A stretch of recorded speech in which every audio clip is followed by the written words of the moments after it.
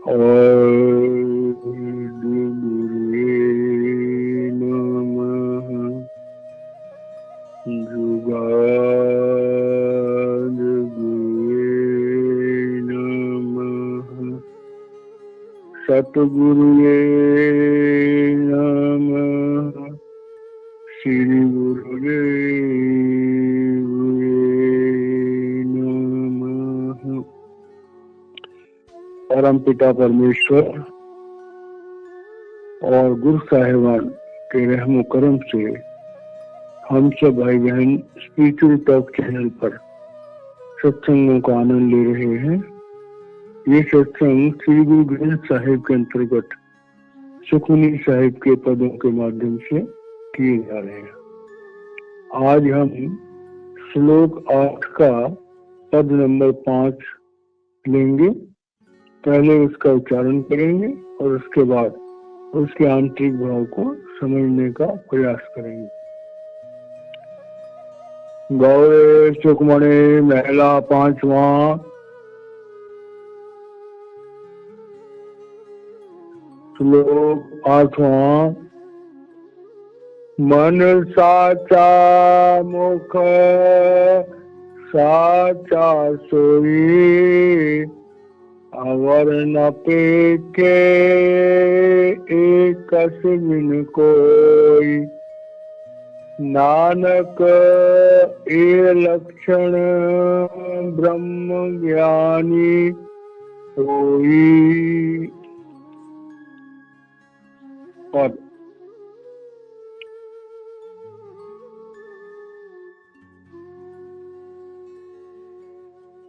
ब्रह्म ज्ञानी कै एक रंग, ब्रह्म ज्ञानी कै बसे प्रभ संग। ब्रह्म ज्ञानी कै नाम आधार, ब्रह्म ज्ञानी कै नाम परवार। ब्रह्म ज्ञानी सदा सद जागत, ब्रह्म ज्ञानी अह बुद्धि त्यागत। ब्रह्म ज्ञानी के मन परमानंद, ब्रह्म ज्ञानी के घर सदा आनंद।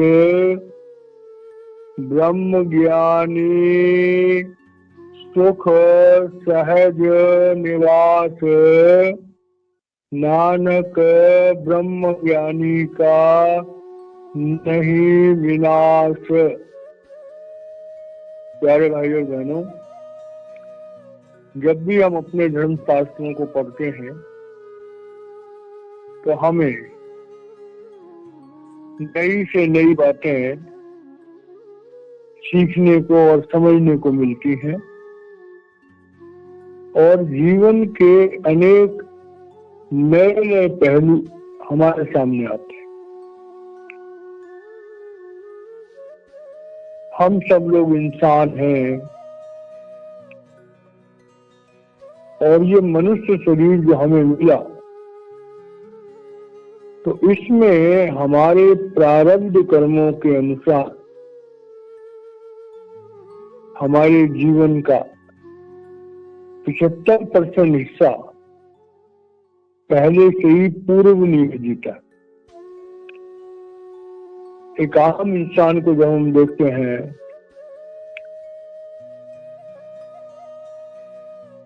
तो कोई भी इंसान हो तो तमोगुण, रजोगुण और सतोगुण प्रकृतियों के साथ पैदा होता है। हर इंसान में विभिन्नताएं होती हैं। किसी को गुस्सा ज्यादा आता है,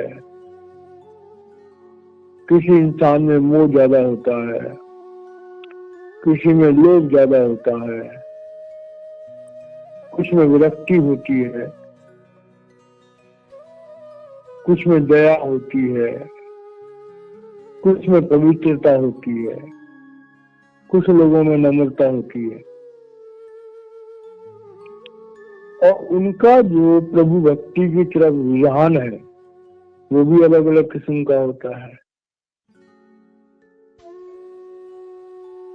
हर इंसान का जो स्वाभाविक भाव होता है पूजा पाठ के लिए, वो भी थोड़ा अलग अलग किस्म का होता है।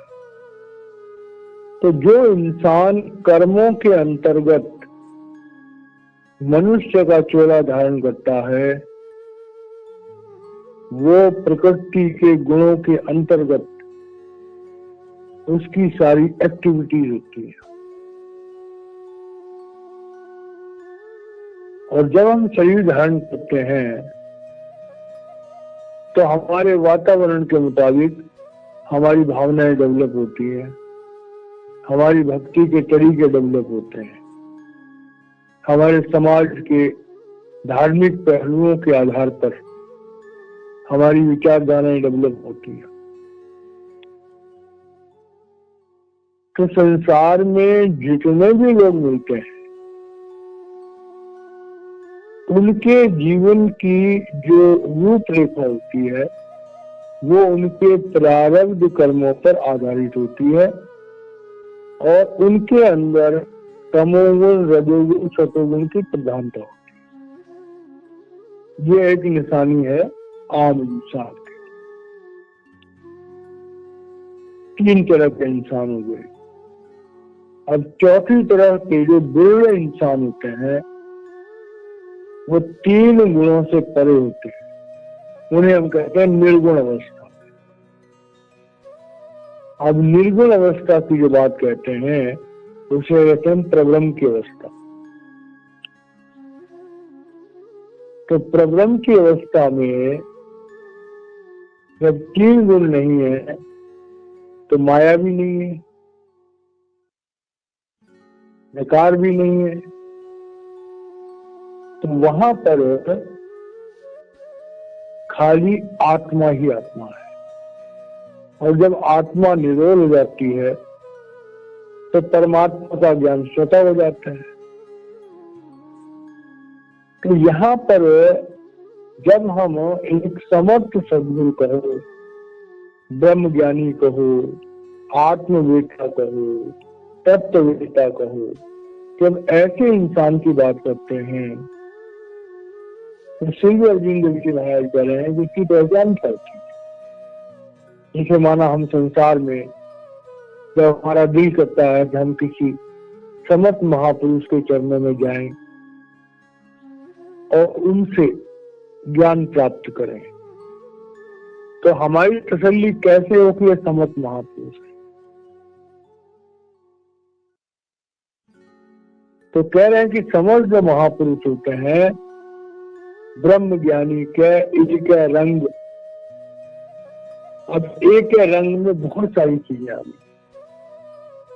जैसे उनका व्यवहार हमेशा एक जैसा होता है, उनका व्यवहार गुणों में नहीं बदलता। यहाँ तक कि उनकी वेशभूषा भी करीब करीब एक जैसी होती है, बार बार बदलती नहीं। एक आम इंसान जो है वो हर इवेंट के लिए एक नई ड्रेस चाहता है। कई तरह के कपड़े हर इंसान के पास होते हैं। कभी वो किसी तरह के कपड़े पहनता है, कभी किसी तरह के कपड़े पहनता है, कभी किसी तरह के कपड़े पहनता है।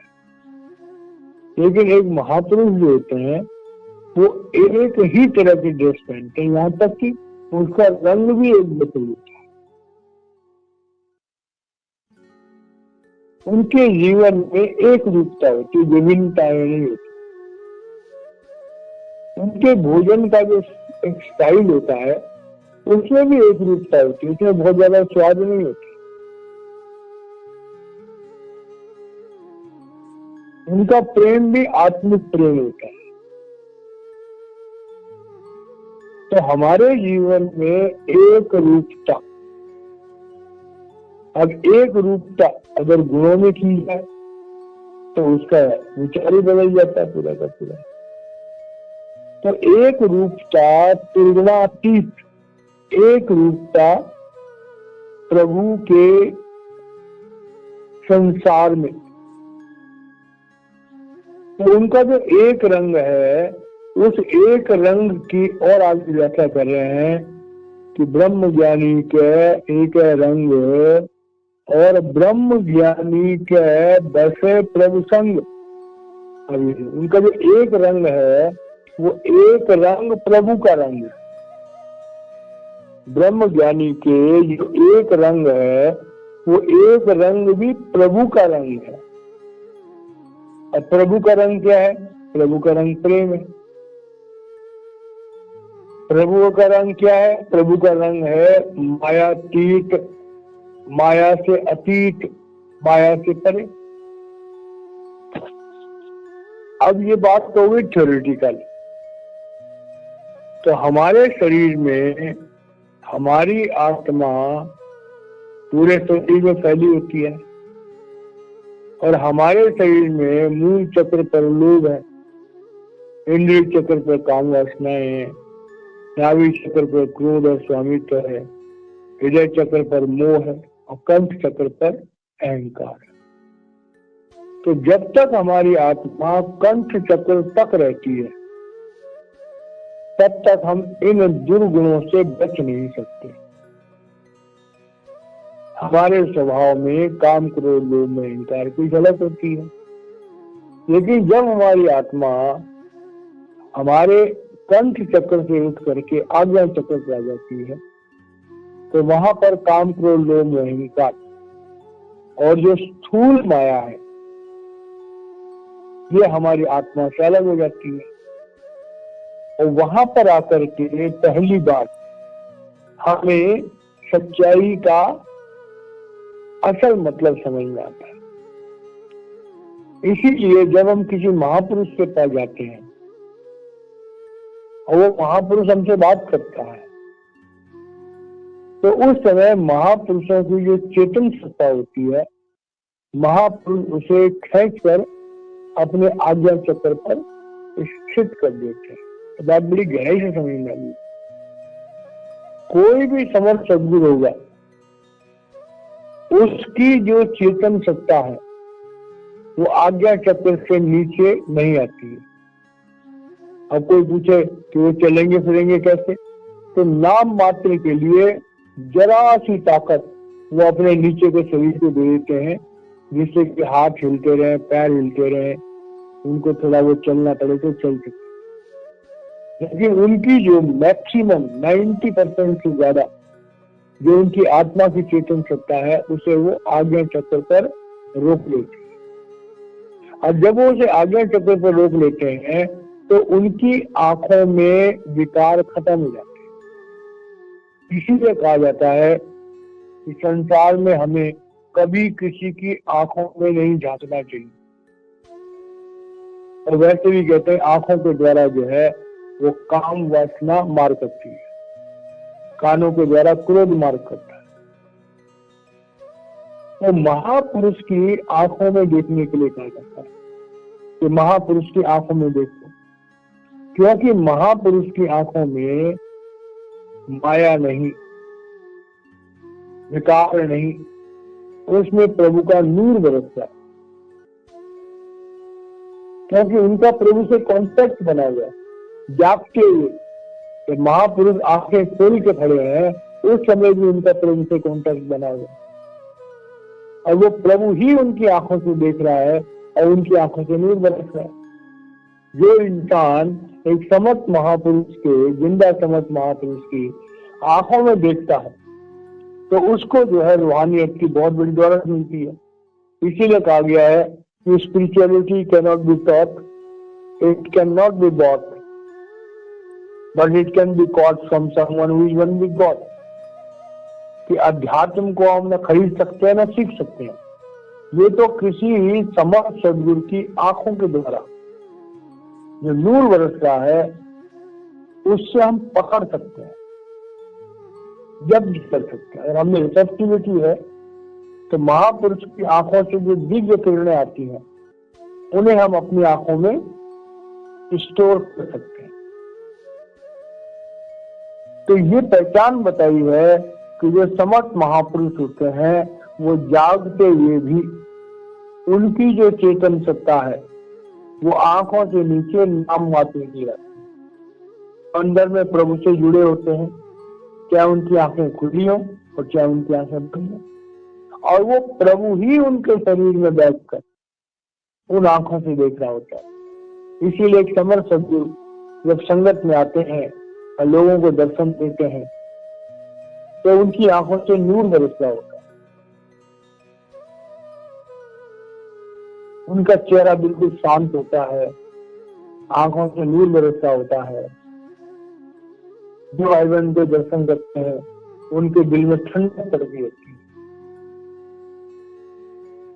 महापुरुष जब संगत के बीच में आके दर्शन देते हैं उनके चेहरे पर कोई भाव नहीं होता।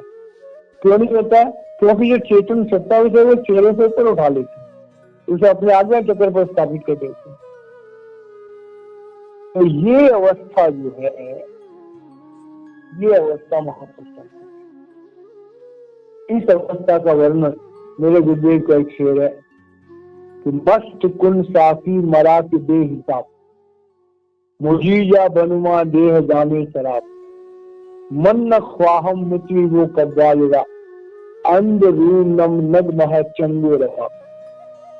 गुरुदेव कहते हैं कि वो परमात्मा जब किसी शरीर में काम करता है तो वो शरीर जो है वो प्रभु प्रेम का चलता फिरता एक प्याला बन जाता है, छलकने वाला प्याला बन जाता है। ऐसे इंसानी शरीर के जो दर्शन करता है वो भी प्रभु प्रेम से जुड़ जाता है। और ऐसे जो शरीर होते हैं वो अंदर में हर घड़ी हर पल उस परमात्मा की उस दिव्य शक्ति के साथ जुड़े होते हैं, चाहे उनकी आंखें खुली हो और चाहे उनकी आंखें बंद हो। तो ये पहचान है एक समर्थ सद्गुरु की, और ऐसे समर्थ सद्गुरु के दर्शनों से ही हमें लाभ होता है, क्योंकि उसमें वो परमात्मा बैठा हुआ काम कर रहा होता है। वो परमात्मा ही गुरु की आंखों से देखता है। ब्रह्म ज्ञानी के नाम आधार, ब्रह्म ज्ञानी के नाम परवार, अब ये बातें जरूरी। तो क्योंकि वो ब्रह्म ज्ञानी उस नाम से जुड़ा होता है। अब जब हम नाम की बात करते हैं तो पहली अवस्था आती है नाम की वर्णात्मक नाम, जिन्हें हम मुंह से बोल सकते हैं। उन्हीं नामों को हम मन की तरंगों से भी बोल सकते हैं। जैसे 5 नाम का जिक्र है, जो प्रभु के 5 नाम हैं, जिन्हें अभिमंत्रित करके गुरु अपने शिष्य को देता है। तो उन नामों की जो शक्ति है, उनको जो ध्याना है, तो अक्सर गुरु महाराज कहते हैं इन नामों को जोर जोर से नहीं बोलना चाहिए, इन नामों को मन के द्वारा बोलना चाहिए, मन की तरंगों के साथ जो इनका जाप करना चाहिए। अब मन की तरंगों से जब हम जाप करते हैं तो उन 5 नामों के सिमरन से हमारी आत्मा शरीर के जो 5 चक्र हैं, मूल चक्र, इंद्रिय चक्र, नाभि चक्र, हृदय चक्र, कंठ चक्र, इनके ये 5 वर्ड है। इनसे आत्मा उठ करके और आज्ञा चक्र पर आती है, और आज्ञा चक्र पर आकर के हमारी आत्मा का हमारे सदगुरु के शब्द रूप से कॉन्टेक्ट बन जाता है। तो ब्रह्म ज्ञानी का नाम आधार का मतलब यही है कि ब्रह्म ज्ञानी परमात्मा के उस नाम से हर घड़ी हर पल जुड़ा होता है। ये एक अवस्था है, और ये अवस्था तो उस समय है कि जब ब्रह्म ज्ञानी संसार में लोगों से व्यवहार करता है, लेकिन असल में नाम तो जो है वो त्रिगुणातीत है। तो त्रिगुणातीत का क्या मतलब है? जैसे महापुरुष होते हैं, जब वो लोगों से व्यवहार करते हैं उस समय उनकी आत्मा जो है वो आज्ञा चक्र पर आ जाती है, स्थापित हो जाती है। लेकिन जैसे ही वो फ्री होते हैं तुरंत उनकी आत्मा जो है वो पिंड से, तो पहले ही मैं लाइन दिया, पिंड अंड और ब्रह्म प्रदान करके, और एक सच्चा ब्रह्म ज्ञानी जो है एक पल में जो है तो ब्रह्म की देखने से। ये बातें बड़ी गहरी समझने वाली है। समस्त महापुरुष जो है वो कोई दुनिया में नॉर्मल डिमॉन्स्ट्रेशन नहीं करते, वो तो जितना ज्यादा गुप्त रह करके काम किया जा सके उतना ज्यादा गुप्त रहता है। तो ब्रह्म ज्ञानी के नाम आधार, तो नाम आधार की जब बात है तो जैसे ही कोई भी समर्थ महापुरुष होते हैं तो जिस समय तो वो नॉर्मल व्यवहार कर रहे होते हैं उस समय तो उनका अनाहत रूप होता है, स्थूल वासनाओं से परे होते हैं। लेकिन जैसे एक पल के लिए भी उनके पास समय फ्री होता है तो तुरंत उनकी आत्मा अंदर ब्रह्म को लांग करके और प्रब्रह्म के देश में चली जाती है। इसीलिए कहते हैं महापुरुष जो होते हैं तो दिन में 100 बार, 1000 बार शरीर छोड़ देते हैं। एक पल के लिए भी उनके पास टाइम होता है तो शरीर छोड़ करके प्रब्रह्म के देश में चले जाते हैं। आधार का मतलब है कि वो ताकत को मेंटेन करना। और वो जब नाम का आधार उनका होता है तो ब्रह्म ज्ञानी के नाम परिवार, तो जो ब्रह्म ज्ञानी है, अब परिवार का मतलब होता है संगी सहाई, तो संगी सहाई जो है ब्रह्म ज्ञानी के नाम परिवार। अब नाम परिवार है, परिवार का मतलब क्या है? अब जो नाम है उस नाम की 3 अवस्था है। पहले अनाहत शब्द के रूप में, फिर है सार शब्द के रूप में, फिर है सत शब्द के रूप में। उसके बाद अंदर में जो आवाजें आती हैं वो मेन आवाजें, 7 आवाजों के बारे में सप्त आह कहते हैं, विस्मयकारी आवाज। इसमें जो भाई बहन लोग सिमरन करते हैं उनको अंदर में आवाजें सुनाई देती है। किसी को झुमर की आवाज सुनाई देती है, किसी को छोटी घंटी की आवाज सुनाई देती है, किसी को ढोल की आवाज सुनाई देती है, किसी को पानी की झरने की आवाज सुनाई देती है, किसी को बादल के गरजने की आवाज सुनाई देती है, किसी को बड़े घंटे की आवाज सुनाई देती है, किसी को बांसुरी की आवाज सुनाई देती है, किसी को बीन की आवाज सुनाई देती है। जो ब्रह्म ज्ञानी है उसका ज्यादातर समय भजन सिमरन में बीतता है, अंदर की दुनिया में बीतता है। और जब अंदर की दुनिया में बीतता है तो जो अलग अलग किस्म के शब्द अंदर में, अलग अलग किस्म की ज्योतियां हैं, उन्हीं में लीन रहता है, वही उनका परिवार है। यहाँ पर कह रहे हैं कि जो ब्रह्म ज्ञानी जिस शरीर में वो परमात्मा काम कर रहा होता है, तो शरीर तो देखने के लिए मिलता है, वो शरीर तो उस जीव आत्मा के लिए एक मकान की तरह, जब चाहे मकान से बाहर निकल जाओ, जब चाहे मकान में चले जाओ। तो उसका जो परिवार है, उसका जो व्यवहार है, वो परमात्मा की अंदर की दुनिया के जो भी ये शब्द की अलग अलग अवस्थाएं हैं, प्रकाश की अलग अलग अवस्थाएं हैं, और उस नाम से जुड़े हुए जितनी जीवात्माएं इस पिंड के देश से लेकर के और सचखंड तक उस रास्ते पर लगी हुई है, वो सारी की सारी आत्माएं ब्रह्म का परिवार होती है। अब वो सब नाम रूप बन जाते हैं। तो अंदर के दुनिया में जब जीव आत्माएं जाती हैं तो पहली अवस्था उनकी अनाहत की होती है, दूसरी अवस्था उनकी सार की होती है, और तीसरी अवस्था उनकी शक्ति होती है। तो उनकी दुनिया जितनी बाहर है उससे कई ज्यादा बड़ी दुनिया उनके अंदर में। तो उनको बाहर भी काम है और अंदर भी काम है। तो कह रहे हैं कि भाई जो महापुरुष है उनके जीवन को समझना बड़ा मुश्किल काम। अब आगे कह रहे हैं कि ब्रह्म ज्ञानी सदा सद जागत ब्रह्म ज्ञानी अहम बुद्धि तागत। अब ये बात बड़ी गहराई समझने वाली, बड़ी ज्यादा गहराई समझने। अक्सर महापुरुष कहते हैं कि जब कोई जीवात्मा, जब किसी मनुष्य शरीर को सदगुरु की गद्दी मिलती है तो उस घड़ी के बाद उनकी आत्मा सोती नहीं है। ये बात बड़ी गहराई समझने वाली। तो एक आम इंसान जो होता है वो रात को अपने बिस्तर पर टांगे लंबी करके और सो जाता है, और उनकी जो आत्मा होती है वो शरीर के अंदर कहीं ना कहीं स्थित हो जाती है। ज्यादातर लोगों की आत्माएं कंठ चक्र पर आ जाती हैं, कुछ की आत्माएं हृदय चक्र तक आ जाती हैं रात को सोते समय। जो दुनिया के विषय विकारी होते हैं उनकी आत्मा नाभि चक्र तक आ जाती है। जो बड़े धार्मिक लोग होते हैं उनकी आत्मा आज्ञा चक्र तक आ जाती है सोते समय।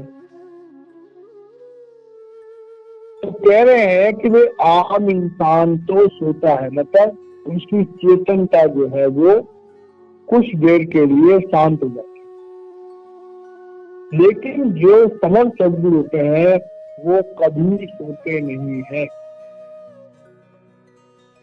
अब सोते नहीं का मतलब क्या हुआ कि वो कभी आंखें बंद करके और बिस्तर पर सो करके सपने नहीं देखते। महापुरुष 24 घंटे में 21-20 घंटे 21 घंटे काम करते। कृपाल सिंह महाराज जी 2 घंटे मुश्किल से सोया क्या। जिस समय सोने की बात होती है उस समय अपने सूरत को खींच करके सत्संग ले जाते हैं, प्रभु के साथ सारा वो अपना हिसाब किताब करते हैं। तो एक समर्थ सद्गुरु जो होता है वो कभी सोता नहीं। जब हम देखते हैं कि वो सो रहे हैं उस समय वो अपनी आत्मा को शरीर से निकाल करके और उस परमात्मा के दरबार में जाकर के और अपने बहुत सारे कामों का निपटारा कर रहे हैं। तो सदा तक जागृत का मतलब है कि जो ब्रह्म ज्ञानी की चेतन सत्ता है वो कभी सुप्त अवस्था में नहीं जाती। मैक्सिमम वो काम करते हैं 20-20 घंटे 21-21 घंटे 22-22 घंटे काम करते, और 2 घंटे या जब भी उनको टाइम मिलता है अपने सूरत को खींच करके अंदर की दुनिया में जाकर के और प्रभु के दरबार में चले जाते हैं। और जब ऐसा करते हैं तो कह रहे हैं ब्रह्म ज्ञानी अहम बुद्धि त्यागत।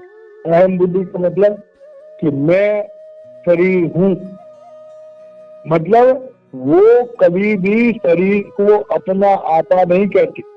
ये बात बड़ी गहराई समझने वाली है। हम आम इंसान जो है तो शरीर को ही अपना असली आपा कहते हैं।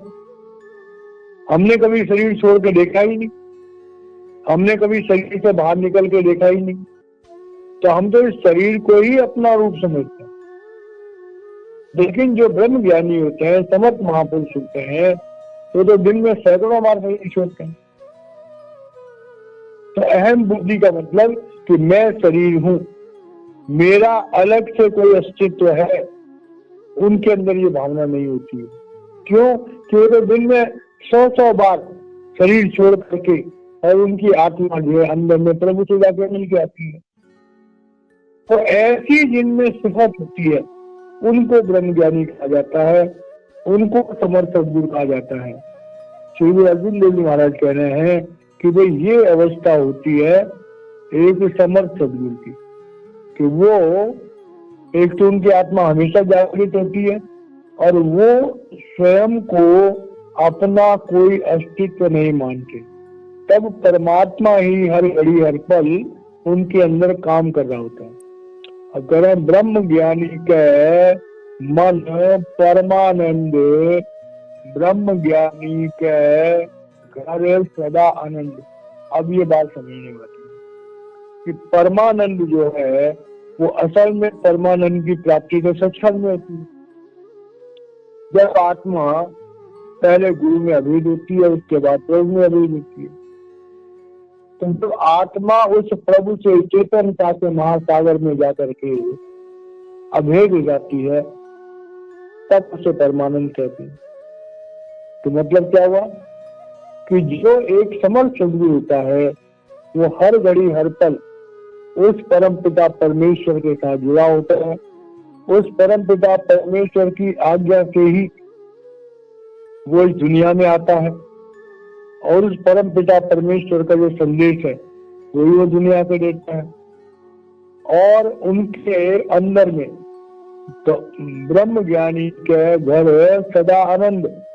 अब ब्रह्म ज्ञानी के घर का मतलब क्या हुआ कि भाई ये शरीर जो है, ये शरीर जो है ये पंच भौतिक शरीर है, इस शरीर में जो जीवात्मा काम कर रही है, उस जीवात्मा को ही ब्रह्म ज्ञान होता है। ब्रह्म ज्ञान हमारे मन को नहीं होता, ब्रह्म ज्ञान हमारी इंद्रियों को नहीं होता, ब्रह्म ज्ञान हमारे शरीर को नहीं होता। ब्रह्म ज्ञान तो हमारे शरीर में बसी हुई जो जीव आत्मा है, वो जीव आत्मा जब परमात्मा से जुड़ती है, उस परमानंद से जुड़ती है, तब उस शरीर में हर घड़ी हर पल आनंद होता है। और आनंद क्यों होता है कि 24 घंटे जो है वो घंटे बज रहे होते हैं। जिनकी ऊंची अवस्था होती है वो हर समय जो है उस बांसुरी की धुन को सुनते हैं। तो बांसुरी की जो धुन है उसे प्रब्रह्म की आवाज कहा गया, इसलिए बांसुरी की धुन को बहुत महत्व दिया गया। और सत्संगों में कई बार बैकग्राउंड में जो बांसुरी की धुन दी जाती है, उसका मतलब यही होता है कि अपनी तवज्जो को प्रब्रह्म के देश में ले जाने की कोशिश करो। तो ब्रह्म ज्ञानी सुख सहज निवास, अब ये बात बड़ी गहरी समझने वाली कि सहज अवस्था जो है वो 3 गुणों से परे मिलती है। जब हम अपना पिंडी शरीर, अंडी शरीर और ब्रह्मांडी शरीर त्याग देते हैं, पिंडी मन, अंडी मन और ब्रह्मांडी मन त्याग देते हैं, और हमारी आत्मा निरोल अवस्था में पूर्ण रूप से अपनी आत्मिक अवस्था में प्रब्रह्म के देश में अपने गुरु के साथ जाती है, तो वहां पर जाकर के हमें सहज अवस्था मिलती है। तो सहज निवास का मतलब सुख, सहज निवास का मतलब है कि हमारी आत्मा त्रिगुणातीत प्रब्रह्म के देश में निवास करने लायक हो जाती है। और नानक ब्रह्म ज्ञानी का नहीं विनाश, अविनाश का मतलब होता है कि आत्मा जब अज्ञानता की अवस्था में, विनाश का मतलब कि आत्मा का तो नाश कभी होता ही नहीं। तो विनाश का मतलब क्या है कि जब हम अज्ञानता के सागर में चले जाते हैं, आत्मा जब प्रब्रह्म से ब्रह्म के देश में गई तो वहां अज्ञानता में चली गई, और जब वो इस पिंड के देश में आई तो एक तरह से आत्मा का विनाश हो गया। आत्मा की चेतनता हम बिल्कुल गुम कर बैठे। तो श्री अर्जुन देव जी महाराज कह रहे हैं कि जो एक बार उस आत्म ज्ञान को प्राप्त कर लेता है, वो दोबारा इस पिंड के देश में कभी नहीं आएगा। वो जीव आत्मा दोबारा ब्रह्म के देश में, अंड के देश में और पिंड के देश में कभी नहीं आएगी। वो आत्मा जन्म और मृत्यु के चक्कर से मुक्त हो जाती। वो आत्मा फिर जो भी उस आत्मा का समय होता है, उस समय को भोग करके और वो सीधा सत्संग चली जाती है और चेतनता के महासागर परमात्मा में हमेशा हमेशा के लिए लीन हो जाती है। तो ब्रह्म ज्ञानी जो होते हैं वो प्रभु के भेजे हुए आते हैं, अपना काम करते हैं दुनिया में और वापस प्रभु में जाकर के अभेद हो जाते हैं। और जो जो उनका कहना मानते हैं उनको भी वो पिंड, अंड और ब्रह्म को लगा करके, प्रब्रह्म को लगा करके उनको भी वह सचखंड ले जाते हैं, ले जा सकते हैं और ले जाते रहेंगे। तो इस तरह से ये जो हमारा पद है, इसका जो भावार्थ है, तो गुरु अर्जुन देव जी महाराज जी के कथन के मुताबिक ये हमारी समझ में आता है। तो यहाँ पर जो हमारा ये 5वां पद समाप्त होता है। मैं वाणी को विराम देता हूँ, बाकी का कल होगा। जय मानव।